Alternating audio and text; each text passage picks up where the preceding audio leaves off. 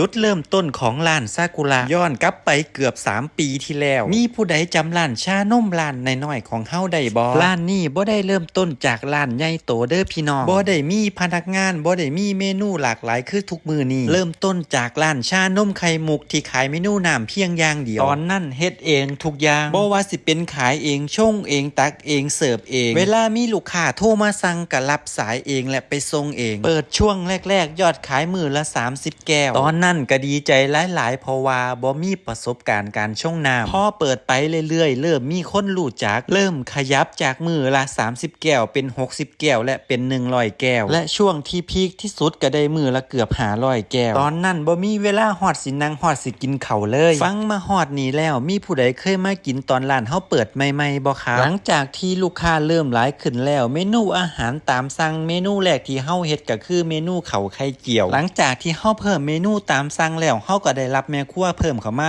1คนจากเมนูข้าวไข่เจียวจานเดียวค่อยๆเพิ่มเมนูมาเรื่อยๆจนทุกมื้อนี้ร้านเฮามีทั้งส้มตำลาบก้อยอาหารอีสานจากมื้อแรกที่ยืนอยู่หน้าเตาคนเดียวจนทุกมื้อนี้มีพนักงานเกือบ10คนฟังมาฮอดนี้แล้วผู้ใดเคยมากินช่วงแรกๆคอมเมนต์มาให้เบิ่งแหน่เด้อครับ